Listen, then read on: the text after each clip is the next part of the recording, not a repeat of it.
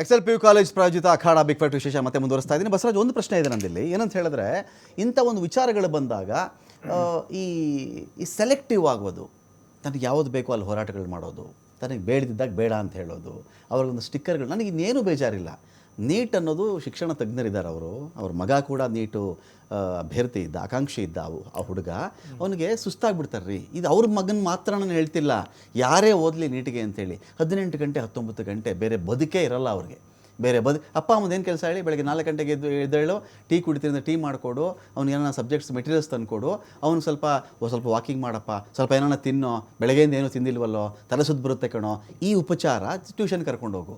So ಇಷ್ಟೆಲ್ಲ ಆಗಿದ್ದಾಗ ನಾವು ಈ ಹೋರಾಟದಲ್ಲೂ ಕೂಡ ಈ ಬೆಂದ ಮನೆ ಗಳ ಇರಿಯೋ ಕೆಲಸ ಮಾಡ್ತಾ ಇದ್ದೀವಲ್ಲ, how far it is good ಅಂತ ಹೇಳಿ.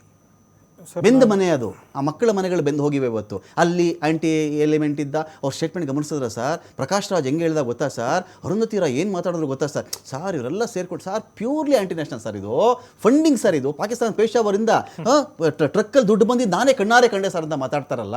ಇದಕ್ಕಿಂತ ಲಜ್ಜೆಗೇಡಿತನ ಇನ್ನೊಂದು ಇದೆಯಾ ನಮ್ಮ ದೇಶದಲ್ಲಿ?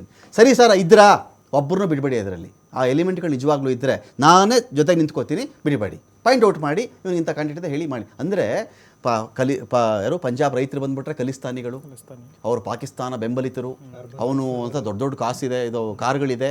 ಅದೇ ಒಟ್ಟಿನಲ್ಲಿ ಯಾರು ಕೇಂದ್ರದ ವಿರುದ್ಧ ಮಾತಾಡ್ತಾನೋ ಅವನಿಲ್ಲ ಖಲಿಸ್ತಾನಿ ಆಗಿರಬೇಕು, ಇಲ್ಲ ಪಾಕಿಸ್ತಾನಿ ಆಗಿರಬೇಕು, ಇಲ್ಲ ಅರ್ಬನ್ ನಕ್ಸಲ್ ಆಗಿರಬೇಕು, ಇಲ್ಲ ಲೆಫ್ಟಿಸ್ಟ್ ಆಗಿರಬೇಕು. ಒಟ್ಟಿನಲ್ಲಿ ಪ್ರತಿಭಟನೆ ಮಾಡುವವನು ಈ ದೇಶದ ಪ್ರಜೆ ಆಗಿರೋಕ್ಕೆ ಸಾಧ್ಯನೇ ಇಲ್ಲ ಅಂತ.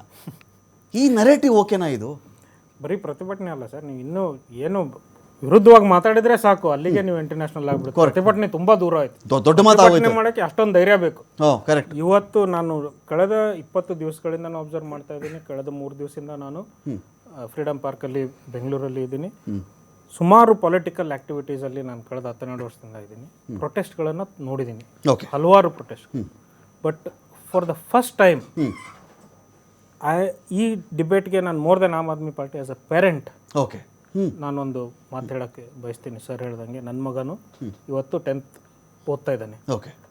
ನಮ್ಮ ಅಪ್ಪ ಅಮ್ಮಂದ್ರಿಬ್ರು ನಾವಿಬ್ರು ಯೋಚನೆ ಮಾಡೋದಷ್ಟೇ, ಅವನಿಗೆ ಸರಿಯಾಗಿ ಮಾಡ್ತಾ ಇದ್ದಾನ, ಈ ವರ್ಷ ಏನು ಎಕ್ಸಾಮ್ ಬರುತ್ತೆ, ನೆಕ್ಸ್ಟ್ ಏನು ಬರುತ್ತೆ, ಅವ್ನು ಯಾವ ರೀತಿ ತಯಾರಿ ಆಗಬೇಕು, ಅಕ್ಟೋಬರ್ ಏನು, ಫೆಬ್ರವರಿ ಏನು, ನವಂಬರ್ ಏನು, ಡಿಸೆಂಬರ್ ಏನು, ಮತ್ತೇನಾದ್ರು ಚೇಂಜ್ ಆಯಿತಾ, ಆನ್ಲೈನಲ್ಲಿ ಏನಾದ್ರು ಬೇರೆ ಬಂತಾ, ಎಕ್ಸಾಮ್ ಕ್ವಶನ್ ಪೇಪರ್ಗಳಿದಾವ.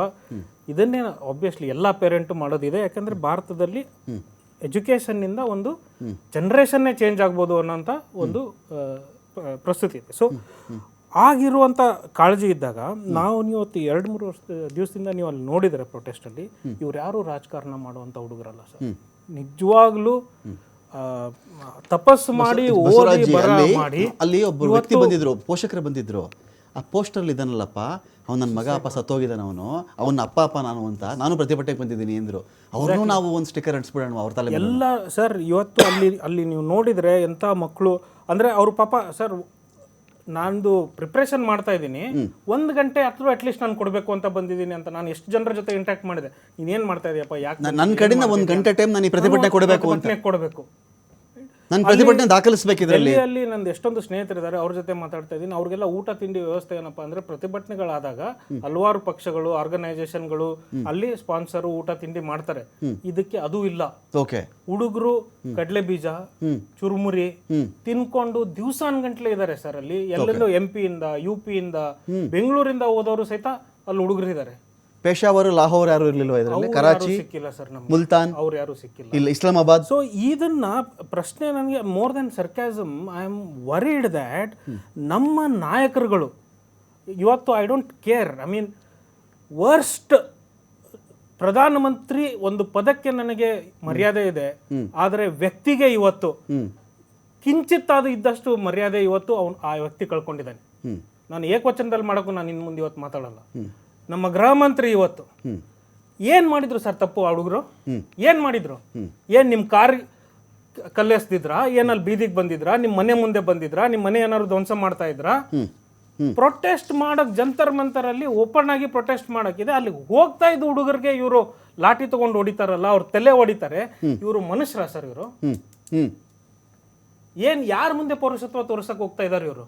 ಅಲ್ಲ, ಕೆಲವೆಲ್ಲ ಹೈ ಸೆಕ್ಯೂರಿಟಿ ಝೋನ್ ಎಂಟ್ರಿ ಆಗ್ತಾ ಇದ್ರು, ಪಾರ್ಲಿಮೆಂಟ್ಗೆ ಮುತ್ತಿಗೆ ಹಾಕಕ್ಕೆ ಹೋಗ್ತಾ ಇದ್ರು. ಎಲ್ಲಿದೆ ಪಾರ್ಲಿಮೆಂಟ್? ಇವ್ರು ಇದ್ದಿದ್ದಲ್ಲಿ ಹೊಡೆದಿದ್ದಲ್ಲಿ ಹೋಗ್ತಿದ್ರಲ್ಲ, ತಡಿತಿದ್ವಿ ನಾವು ಅಂತ ಹೇಳಿ ಅದಕ್ಕೆ ಹೊಡಿಬೇಕಾ? ಅವ್ರು ಬ್ಯಾರಿಕೇಡ್ ಎಲ್ಲಿ ಹಾಕಿದಾರೋ ಅದನ್ನ ದಾಟಕ್ಕೆ ಯಾರು ಹುಡುಗರು ಹೋಗಿದ್ರಾ? ಓಕೆ. ಯಾವ ರೀತಿಯಾಗಿ ತಳಿಸಿದ್ದಾರೆ? ನೀವು ಹೆದರ್ಸೋದು ಒಂದಿರುತ್ತೆ, ಆಯ್ತಪ್ಪ ದಾಟಕ್ಕೆ ಹೋಗ್ಬೇಡ್ರಿ, ವಾರ್ನಿಂಗ್ ಕೊಡ್ರಿ. ಹೊಟ್ಟೆಗೆ ಯಾರಾದ್ರೂ ಗ್ಯಾಸ್ ಬುಲೆಟ್ ಹೊಡಿತಾರ ಸರ್? ಓಕೆ. ಪಾಪ ಇವತ್ತು ವಿಡಿಯೋಗಳನ್ನ ನೀವು ನೋಡಿದೀರಾ? ಅಲ್ಲಿ ಹೊಟ್ಟೆಗೆ ಹೊಡೆದಿರೋದು ಒಬ್ಬ ವ್ಯಕ್ತಿಗೆ tear gas 4 ಜನ ಚಿಕ್ಕ ಮಕ್ಕಳು ಉತ್ಕೊಂಡಿದ್ದಾರೆ, ಅವ್ರ ಮಧ್ಯ ಹುಡುಕಿ ಹಾಕ್ತಾರೆ, ಲಾಠಿಗಳನ್ನು ತಗೊಂಡ ಹೆಣ್ಮಕ್ಳಿಗೆ ಹೊಡಿತಾರೆ, ಎಳೆದಾಡ್ತಾರೆ. 15 ವರ್ಷದ ಹೆಣ್ಮಕ್ಳಿಗೆ ಒಬ್ಬರಿಗೆ ಹೊಡೆದಿದ್ದಾರೆ ಅಂತ ಇವತ್ತು ಬರೀ 15 ಸರ್, 12 ವರ್ಷದ ಹುಡುಗರು ಓಡಿಸ್ಕೊಂಡಿದ್ದಾರೆ. ಪಾಪ ಅಲ್ಲಿ ಎಷ್ಟೊಂದು ಚಿಕ್ಕ ಮಕ್ಕಳು ಸಹಿತ ನನ್ನ ಭವಿಷ್ಯನೂ ಇದೆ ಸರ್ ಇದರಲ್ಲಿ ಅಂತ ಹೋರಾಟಕ್ಕೆ ಬಂದವರಿದ್ದಾರೆ. ಓಕೆ. ಅವ್ರನ್ನೂ ಬಿಟ್ಟಿಲ್ಲ ಇವರು.